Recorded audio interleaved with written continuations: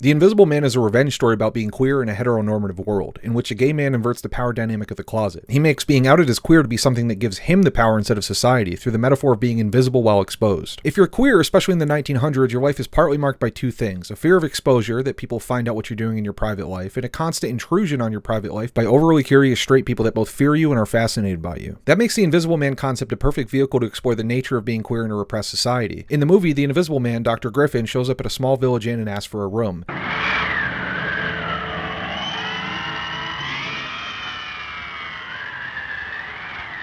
He's othered right from the start. He's covered in bandages, is clearly different on some level than everyone else, which immediately concerns and fascinates the townfolk in equal measure. He goes to his room and tries to make it as private as possible because he needs to do experiments. Because it turns out he's turned himself invisible and he can't figure out how to be normal again, which is driving him crazy. Here, there are already strong themes of guilt and shame that many queer people unfortunately associate with their feelings. He just wants to be quote-unquote normal, but he falls behind on his rent and they won't stop invading his privacy, so he lashes out. I think this relates to something I've spoken about previously on my channel, which is one of the reasons that there's a media stereotype of gayness and sophistication is that, especially in the past, you're much more easily able to express queerness if you have money. Being queer in a repressed society can lose you a job or sever your social connections. It was much more dangerous to be gay and poor than gay and rich, so a lot fewer queer poor people were able to express themselves openly or even survive. So in this movie, his outing comes as he lashes out at the innkeeper, and then a mob of people and police, both intrigued and terrified by him, go to invade his space, his private room. And honestly, this is where it turns a bit into a kind of a queer Joker thing for me, because I start to root for him. He tells him that he just wanted to be left alone, which is literally the queer experience, right? He's lashing out here because society keeps interfering on his absolute right to have a private life, which he should have. The language that he uses here is so on the nose too. You've driven me near madness with your peering through keyholes and peeping in through the curtains. All right, you fools. Brought it on yourselves. Everything would have come right if you'd only left me alone. Driven me near madness with your peering through the keyholes and gaping through the curtains. And now you'll suffer for it. You're crazy to know who I am, aren't you? All right?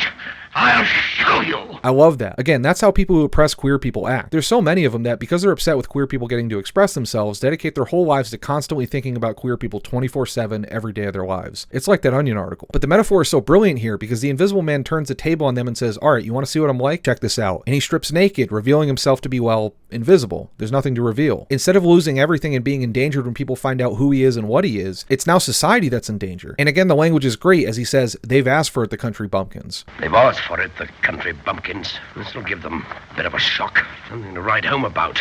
Nice bedtime story for the kids, too, if they want it.